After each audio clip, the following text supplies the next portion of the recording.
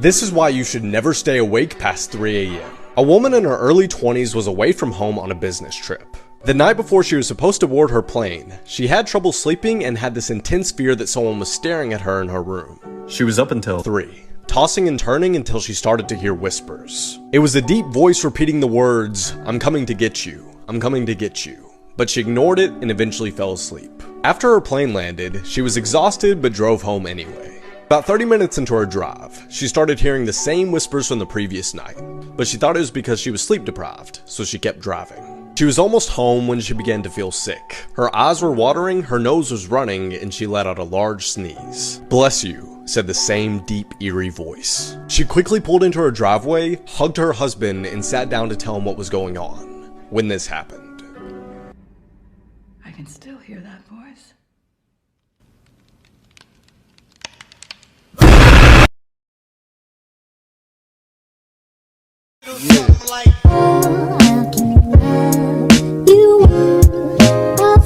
So when I turned 13, I had a birthday party. It's no big deal. I mean, I was just blossoming, turning into a woman. And so I remember my mom was like, no one's allowed in the rooms. Everyone needs to be outside. If you see anyone inside, you need to tell me. I was like, oh my God, Booma, you don't need to pop off. I get it, Booma, come on. I remember I saw 3 adults walk out of my room. I didn't tell my mom, but let me tell you why. Because I was like, maybe they're designing a gift for me. So the end of the day came, no surprise present came. I'm not mad. Are you mad? Because I'm happy. So we started cleaning up, and then we went to go clean my room in case. Oh, the best part is coming! There was a voodoo doll under my bed. It looked exactly like me. I remember there was one needle on its left eye, another needle on its heart, and it was laying on like a ratchet green leaf. And then next to it, there was a note that said, "This is all gonna be mine," in cursive. So then my mom started doing research on this. After we found the voodoo doll, my mom did some research and we found out that someone was basically trying to do evil to me and harm me. Like, I appreciate you counting me in. I personally, I don't want to be voodooed, but thank you. Thankfully though, we had some cameras in the house, so we were about to see who was behind this. This is the best part. We checked the cameras, and the 3 people that I saw walk out of my room, they were strangers. My parents didn't invite them, they didn't know them. So what my dad did was he screenshotted the footage and then he posted it on Facebook and he was like, does anyone know who this is? So we ended up finding them, contacting them, whatever. And we found out they work for this company that does witch stuff. And someone was paying them to do all of this witchery stuff on me. No, I'm fine. What about you? So we asked them, what is behind all of this? What magic are you trying to do? Who paid you? After my dad contacted the witches basically told him that it's better to not talk about this on the phone. They then told my dad that the only person they can release information to is me. Long story short, I had to meet the witches at an alley by myself. By myself. I pull up, I feel like a whole ass horse. I'm about to shit everywhere. So then I come across the witches and I remember they were looking straight at the ground. And I remember I was like, hi. And they were like, we cannot look you in the eyes because then the curse is gonna be ours. I remember I started asking them questions like, just the usual, like, why'd you make a voodoo doll of me? They told me that the whole point behind this was for me to eventually turn crazy and be lonely forever. Bitch, I'm already crazy and needy as f. Unfortunately, they said they couldn't tell me who was behind all of this. I remember they told me how to break the curse though. They told me to put the voodoo doll in a wooden box and set it on fire. And they gave me this like nasty hot green juice, but apparently it killed the curse.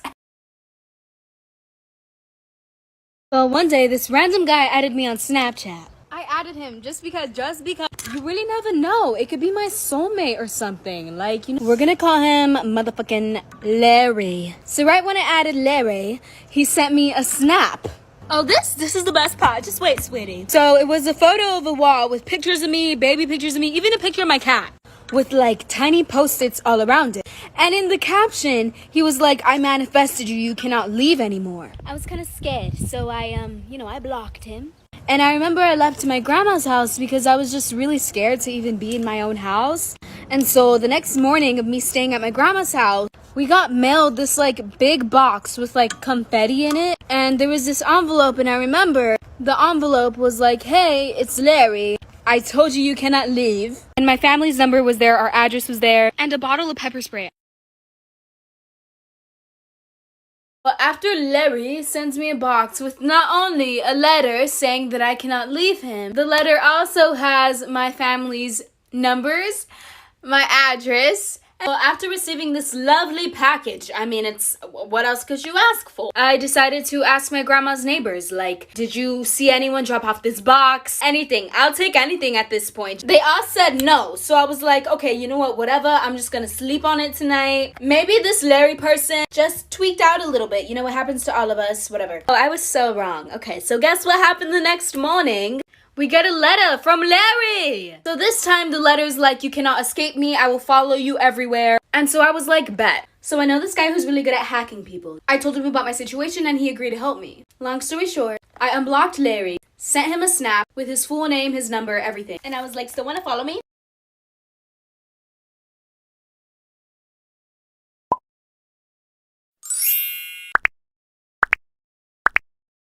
I was ringing up a dad and son, and the first thing I noticed about them is they were both wearing t-shirts with fish on them, so I knew they were probably used to catching shit, and I was definitely not about to let them catch an attitude. So the dad stopped me as I was ringing things up and he said, whoa, whoa, whoa, that's supposed to be on sale. And I was like, oh, okay, just let me rescan it. And so I rescanned it and the price was just like my weight. It just wasn't getting any lower. So I looked at him and I was like, this price is stagnant. And he was like, okay, we'll get someone else over here. So my coworker came over and she scanned the item and manually entered the item number and the price just wasn't moving. And then the dad decided to elbow the son and go, haha, how many women does it take to scan an item? And then he elbowed him again and decided to repeat the joke. And I was just sitting there like, dang, you about to bruise his ribs.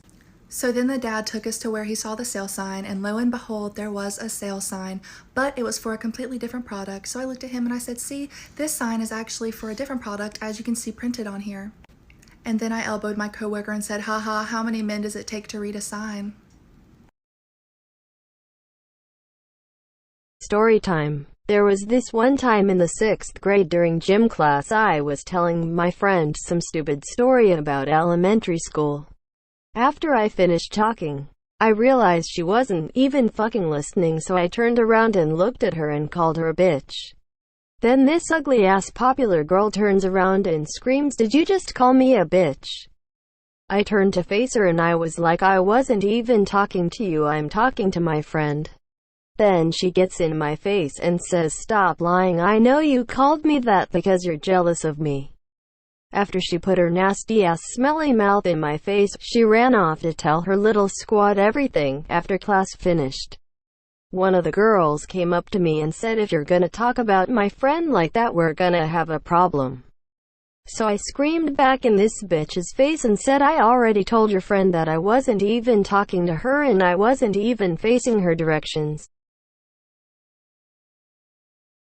Story time. My boyfriend found out that I had an OnlyFans. So my boyfriend and I have been together for probably 2 years. And I had just turned 18 and we decided that we were going to move in together. We both worked full-time jobs. I was a waitress, he worked at Walmart. And the restaurant that I worked at was literally a 2-minute walk from Walmart. And I was forced to get a job there by my boyfriend because he had super bad trust issues. I know you guys are going to be like, oh, well, I can see why. No.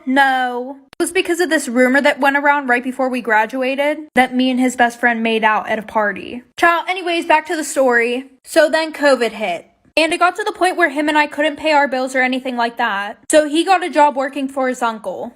And I went on unemployment, but it still wasn't helping. But my best friend was a stripper. And she told me that she had an OnlyFans account and that she was making really good money off of it. So since I was home every day doing absolutely nothing, I decided that I would make an OnlyFans account. And I didn't tell my boyfriend about it, like for part 2.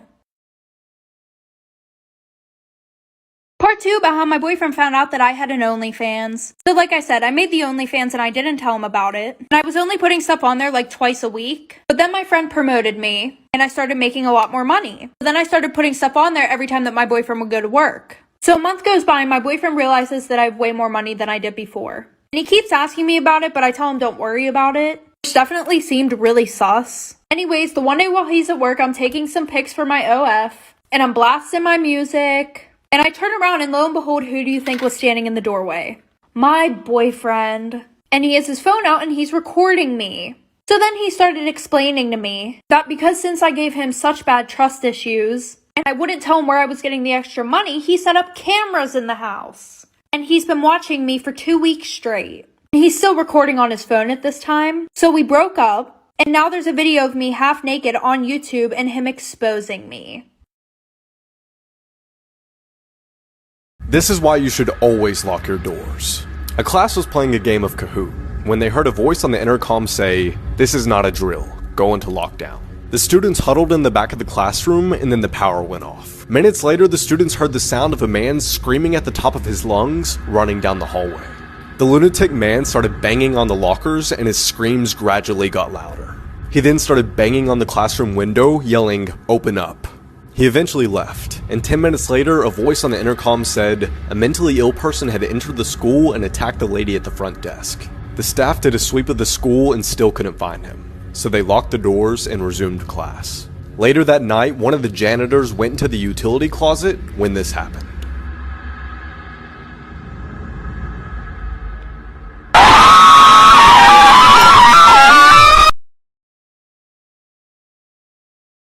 Don't read the comments, it will spoil the very satisfying ending. In 1999, a 20-year-old kid was obsessed with this 16-year-old girl, but she wasn't into him. Frustrated, he breaks into her house and demands that she dates him. When she refuses, he kills her. And then he kills her 14-year-old sister too. Or so he thought. The 14-year-old survived and easily identified Paul Powell as the killer. Powell showed no remorse in court and even called the victims stupid. When he was sentenced to death, though, his attitude changed and he cried and begged for mercy. And unfortunately, mercy would come in the form of a legal loophole that switched his death sentence to a life sentence. Believing he was safe from the death penalty because of double jeopardy, he wrote this ridiculous letter to the prosecuting attorney, basically admitting to every single detail of the crime, kind of bragging about what he got away with. So the attorney just takes the letter, gives it to a judge, the judge looks at it and says, "Yup, there's new evidence here," orders a new trial, and immediately this dude is resentenced to death. And a few months later, this lowlife was executed.